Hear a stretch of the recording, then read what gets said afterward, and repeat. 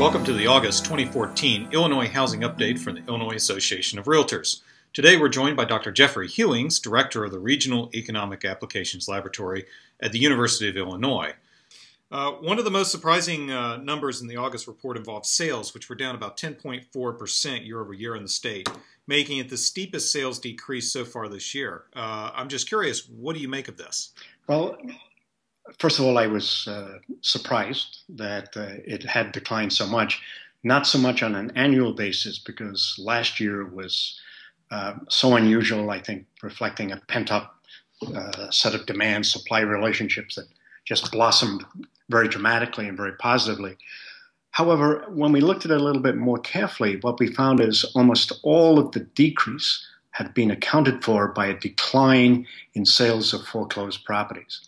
Now, the question then is that good news or bad news? On the one hand, I have been saying for the last several months that it's very good news that our foreclosed properties are occupying such a large percentage of our sales, because the faster we get them essentially off the market, the quicker that we'll return to a more normal market. However, I think what this is hopefully presaging a time when we're gradually moving back towards a degree of normality in terms of the composition of foreclosed properties in the total sales picture. But I think that in the next month or two, we'll have a better idea. At the moment, I'm very hesitant to draw long-term conclusions from 1 month's data. But it's certainly been a very, very dramatic change. So take out the foreclosed properties, and we look pretty good. And I think that's encouraging. Now, low inventory levels have sort of bedeviled the Illinois housing market for months now. In August, we saw another dip in the number of homes for sale.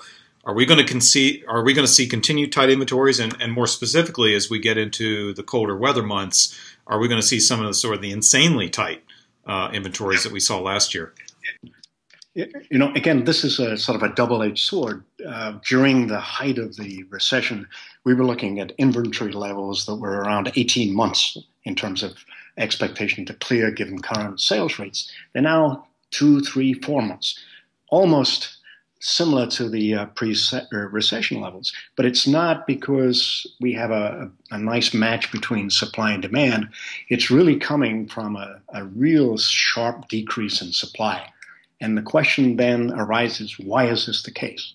And I think it still represents a degree of conservatism on the part of consumers. Many people are still reluctant to really draw impressions about the economy in a very positive way, even though for the first time this year, both indices of consumer sentiment were pointing in the same direction.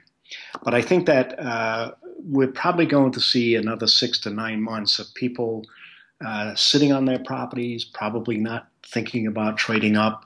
As a result, they're not going to put their own properties on the market. So that inventory, I think, is going to be pretty tight for the next 6 months. Now prices have remained pretty robust and continue month-over-month gains. Do you see that trend continuing, especially since the inventory levels seem to be somewhat lower?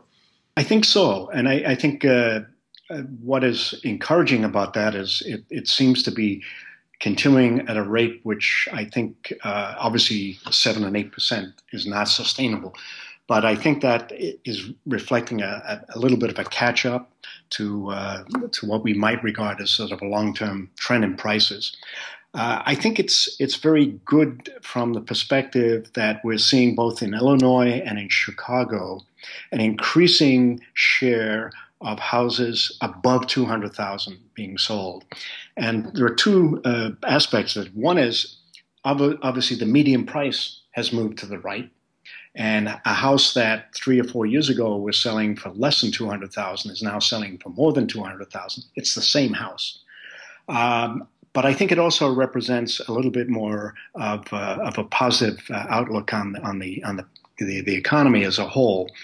When you look at our own index, which takes into account the characteristics of the houses, we're a little bit more muted, maybe 1 percentage point to 2 percentage points below the median price index. But I think both of them are trending in the right direction, and I regard that as a very, very positive outcome. Now, if only we'd have a little bit more inventory, I think we'd be back to a, quote, normal housing market. You've been listening to Dr. Geoffrey Hewings. To see his latest report and learn more about the Illinois housing market, please go to illinoisrealtor.org/marketstats.